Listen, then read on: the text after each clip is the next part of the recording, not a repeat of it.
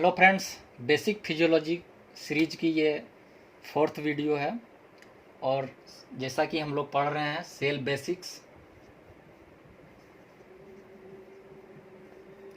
Cell basics में आज हम लोग पढ़ेंगे सेल डिवीज़न। तो सेल डिवीज़न की बेसिक प्रोसेस क्या है? तो कोई भी सेल अपने नंबर को मल्टीप्लाई करने के लिए डिवीज़न की प्रोसेस अपनाती है, जिसके बाद एक सेल से दो सेल, दो सेल से चार सेल और चार से आठ, इस तरह करके वो सेल अपने नंबर को वो मल्टीप्लाई करता है। तो जहाँ तक हम लोग सेल डिवीज़न की बात करें तो सेल डिवीज़न में बेसिक दो डिवीज़न होती है, एक माइटोसिस और दूसरी मियोसिस। Mitosis and meiosis. तो माइटोसिस क्या है और मियोसिस क्या है? तो माइटोसिस और मियोसिस सेल डिवीज़न की दो बेसिक मैकेनिज़्म है, जिसके थ्रू सेल डिवाइड करते हैं और वो अपने नंबर को बढ़ाते हैं। तो माइटोसिस मेनली जो है वो सोमैटिक सेल में होता है और मियोसिस जो है वो जर्म सेल में होता है। तो जर्म सेल की बात करें तो जर्म सेल मेनली बॉडी में दो जगह होते हैं। पहला टेस्टिस और दूसरा ओवरी। तो टेस्टिस और ओवरी ये दो ऑर्गन है जिसमें जर्म सेल होते हैं और वो मियोसिस के प्रोसेस को इन्वॉल्व करते हैं। और सोमैटिक सेल जो है वो जनरलाइज्ड बॉडी सेल जो डिवाइड करती है वो माइटोसिस से वो सोमैटिक सेल में होती है। तो सोमैटिक सेल में जो है माइटोसिस होता है और जर्म सेल में जो है वो मियोसिस होता है। तो माइटोसिस और मियोसिस ये सेल डिवीज़न की दो बेसिक प्रोसेस है। अब हम लोग माइटोसिस और मियोसिस देखेंगे। तो जहाँ तक सेल डिवीज़न की फेज की बात करें,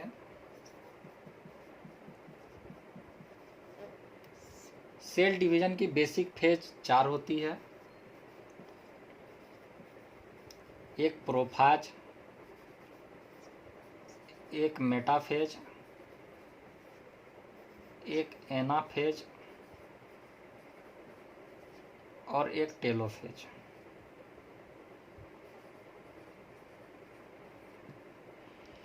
तो प्रोफेज, मेटाफेज, एनाफेज, टेलोफेज ये सेल डिवीज़न की चार बेसिक फेज है जिसके थ्रू सेल डिवाइड करते हैं। तो जहाँ तक माइटोसिस की बात करें तो इसमें प्रोफेज, मेटाफेज, एनाफेज, टेलोफेज ये वन मतलब एक बार होती है। और मियोसिस में जो है ये चार प्रोसेस जो है दो बार होती है, जिसको हम लोग कहते हैं मियोसिस वन और मियोसिस टू।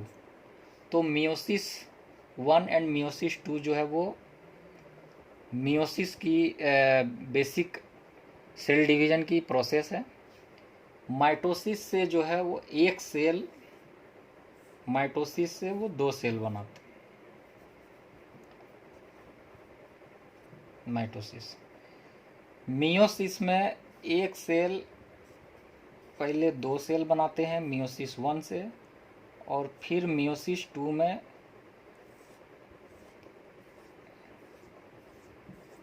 ये चार सेल बनाते हैं। तो जहाँ माइटोसिस में दो सेल बन रहे हैं और मियोसिस में चार सेल बन रहे हैं।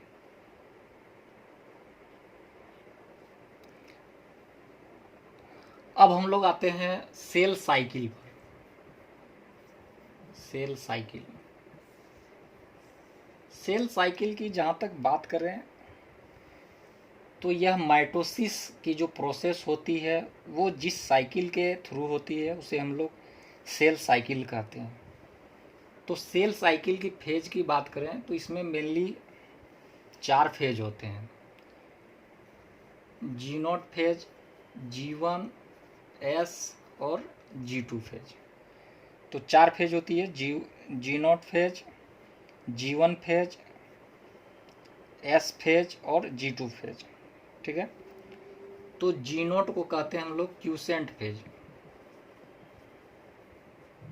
G1 को कहते हैं गैप 1 या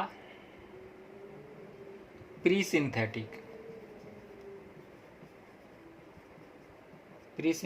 फेज, ठीक है। एस फेज को कहते हैं सिंथेटिक फेज और G2 को कहते हैं पोस्ट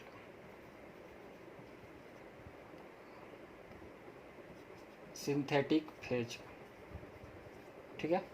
तो G0, G1, S, G2 और लास्ट फेज जो है M कहते हैं हम लोग माइटोसिस फेज। माइटोसिस में प्रोफाज, मेटोफेज, एनाफेज और टेलोफेज, ठीक है। तो G0, G1, S, G2, M और इसके बाद साइटोकाइनेसिस।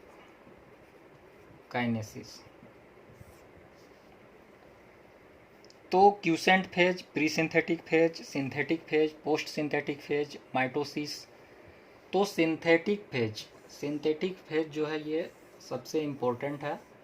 तो इसमें क्या चीज़ का सिंथेसिस होता है? तो डीएनए सिंथेसिस, ठीक है। डीएनए सिंथेसिस होता है। इसके साथ साथ कुछ हिस्टोन प्रोटीन का सिंथेसिस होता है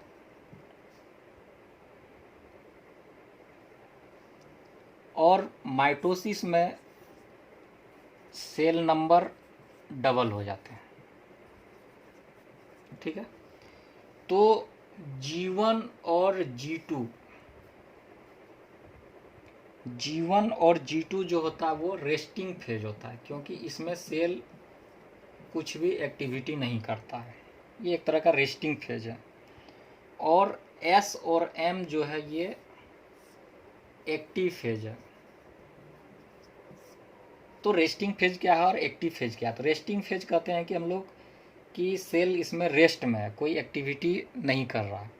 G2 में भी कुछ नहीं कर रहा, क्योंकि ये प्री सिंथेसिस है, सिंथेसिस के पहले और सिंथेसिस के बाद। सेल की एक्टिविटी कहाँ हो रही है? तो सेल की एक्टिविटी हो रही है सिंथेटिक फेज में, जिसमें डीएनए सिंथेसिस और हिस्टोन प्रोटीन की सिंथेसिस हो रही है। और एम फेज जो है माइटोसिस, इसमें सेल जो है वो एक्टिव है, इसमें वो अपने सेल नंबर को डबल कर रहे हैं और जो सेल डिवीज़न की जो बेसिक प्रोसेस है उसको ये फॉलो कर रहे हैं। तो अगर हम एक साइकिल बनाएं तो साइकिल यह इस तरह से बनेगा, G1 S, G2 M और ये G1। तो यह एक बेसिक सेल साइकिल की डायग्राम है, इसमें आप क्लियरली देख रहे हैं। और एम फेज में जो 4 फेज होते हैं, इसके बाद यहाँ पे आप एक साइटोकाइनेसिस भी लिख सकते हैं, साइटोकाइनेसिस।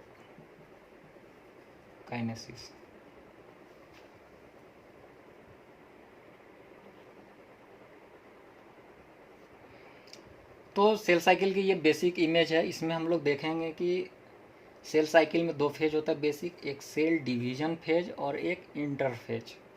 तो सेल डिवीजन फेज में ही सेल डिवाइड करती है, जिसको हम लोग एम फेज कहते हैं। एम फेज यानी कि माइटोसिस फेज, जिसमें प्रोफेज, मेटाफेज, एनाफेज, टेलोफेज और सी से साइटोकाइनेसिस। तो ये साइटोकाइनेसिस क्या है? तो साइटोकाइनेसिस है साइटोप्लाज्म का डिवीजन। तो जैसा कि हम लोग जान रहे हैं कि जो प्रोफेज, मेटाफेज, एनाफेज, टेलोफेज, इसमें जो एम फेज होता है इसमें क्रोमोजोम का डिवीजन होता है। तो इसमें क्रोमोजोम का डिवीजन होता है और साइटोकाइनेसिस में साइटोप्लाज्म का डिवीजन होता है, ठीक है। तो सेल डिवीजन फेज और इंटरफेज। तो सेल डिवीजन फेज में एम फेज आते हैं, जिसको माइटोसिस फेज कहते हैं। और इंटरफेज में आता है G1 और S और G2। तो S फेज का जो होता है, ये S फेज की जो ड्यूरेशन होती है वो सबसे ज़्यादा होती है, ठीक है। G1 और G2 जो होता है वो S फेज की तुलना में कम ड्यूरेशन का होता है, ठीक है। इसके बाद एक फेज होता है जी नोट फेज। तो अगर सेल डिवाइड करना है, अगर सेल को डिवाइड करना है तो वो G1 से एस फेज में वो जाएगा, ठीक है। अगर सेल को डिवाइड नहीं करना या सेल डिवीजन की ज़रूरत नहीं है बॉडी में, तो वह जो है वो ये G1 से जी नोट यानी क्यूसेंट फेज में जाएगा।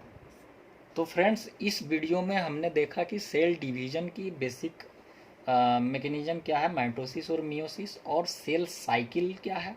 तो सेल साइकिल जो है वो माइटोसिस के प्रोसेस को डिफाइन करने के लिए जो साइकिल होती है उसे हम लोग सेल साइकिल कहते हैं। उसके डिफरेंट फेज क्या है और किस फेज में क्या होता है, कौन सा सिंथेटिक फेज है, कौन सा पोस्ट सिंथेटिक फेज है, कौन सा माइटोसिस फेज है, और इसका रिजल्ट क्या है, जी नोट क्या है, क्यूसेंट क्या है।